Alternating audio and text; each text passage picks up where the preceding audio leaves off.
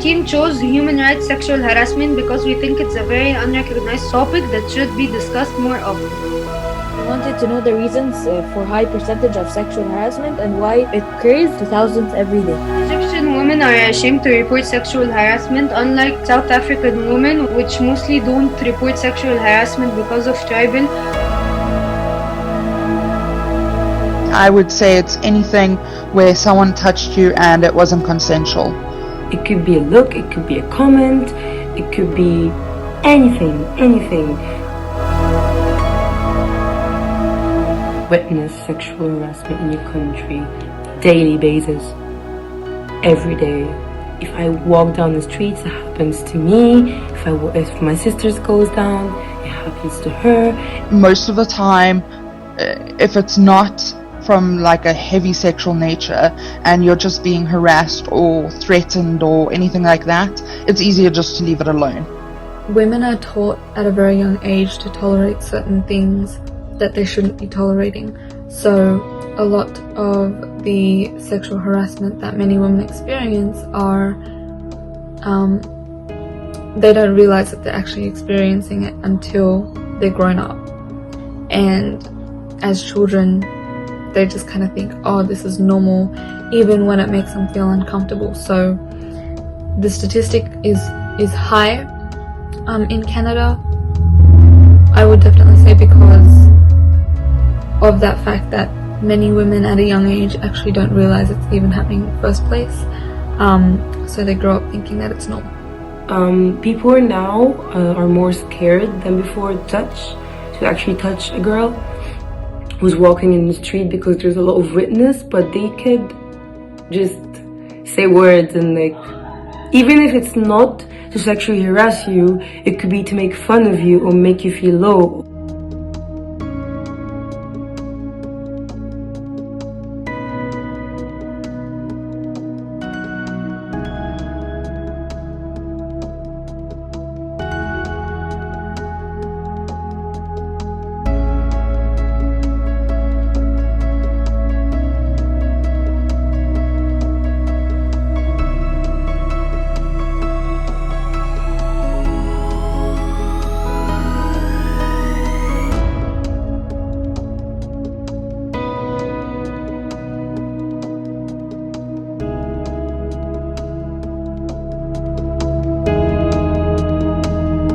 Is the only solution to implement extremely harsh penalties against sexual predators, because criminals will never stop until they face severe consequences. Let me be quite honest. There's absolutely no point. You are pretty much just go back home. You can file a report, but the 99% likelihood is they'll never follow up or they'll lose the docket. So it really does feel hopeless. Honestly, it's just like this guy who sexually harassed me in the street, and I reported him and I did a lawsuit, and then he got let go and he paid a fine or a bail of £5,000. So we're not there yet. But hopefully we will. It is more custom for a woman to report sexual harassment if it's an obvious form of sexual harassment. It's unfortunate because a lot of our sexual harassment experiences, they're subtle, or there's always some kind of a loophole that we fall into, and so reporting it almost seems like it's insufficient or it's just not worth it. In the workplace, and especially in any educational institutions, sexual harassment is more so reported because there are more policies put in place in those areas and not enough put in place on the street.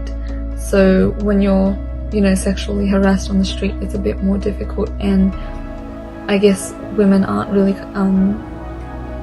accustomed to reporting it if it happens on the street.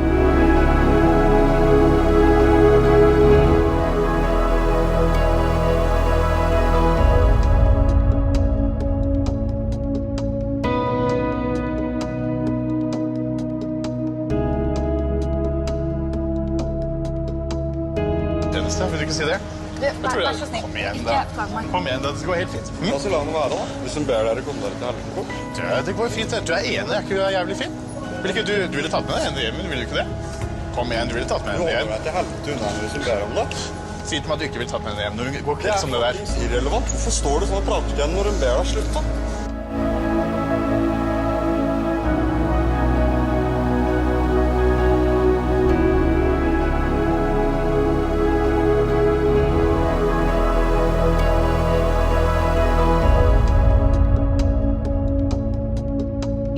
Goran Lindberg, former police chief and head of Sweden's police academy, sentenced to 6.5 years in prison.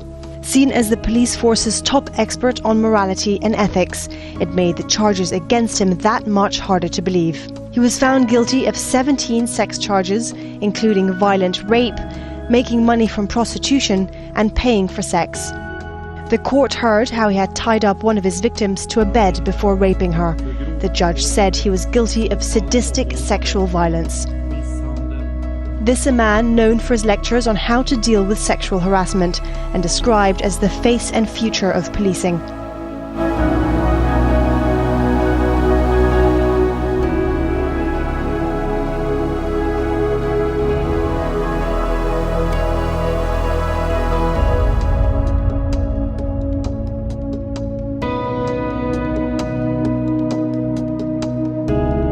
So there are more women shelters and women groups that are better facilitated from obviously they're non-profits, but they are more likely to be the ones to reach out. So there is a heavy reliance on almost finding a way for support yourself. So not going through the government, but going through a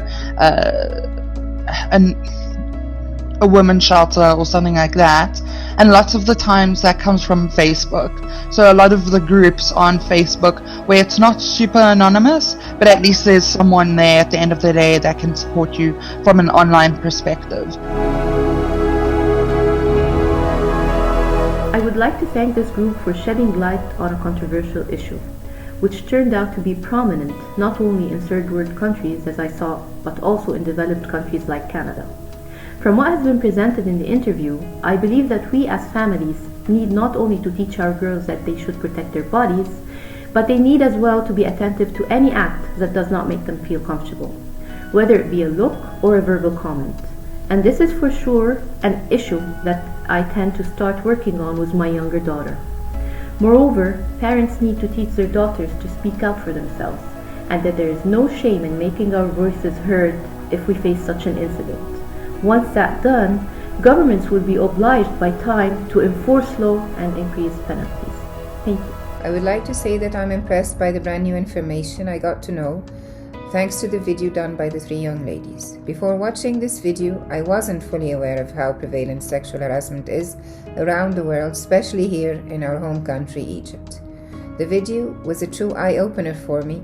I was deeply moved by each case or piece of information I witnessed. It somehow raised my awareness and enhanced my understanding of the issue, especially with the supporting statistics. Also, I saw the video as a tool to promote the power of social media in supporting sexual harassment victims. Last but not least, I would like to add that what I saw here in the video has actually encouraged me to take part in a great movement that started last summer through social media, at least through sharing the content of the video that could raise awareness regarding sexual assaults via my accounts. This is the least that I can do. Thank you very much. Thanks a lot for raising the topic of sexual harassment. I learned a lot from the videos that you have shared. I learned that it's not only about physical abuse, but it's also about verbal abuse, and it's about emotional abuse. I know it's not a local issue only in Egypt, but it's expanding across the world. We've seen examples from South Africa, and we heard about the examples that's coming from Egypt.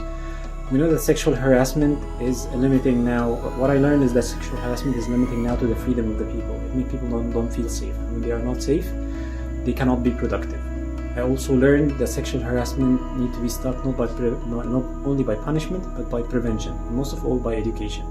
As a father for a 10-year-old kid, I'm focused right now around how can I educate him to create not only safe environment, but make sure that he educate others about creating safe environment for all the women around us. Thank you very much again for such an important topic.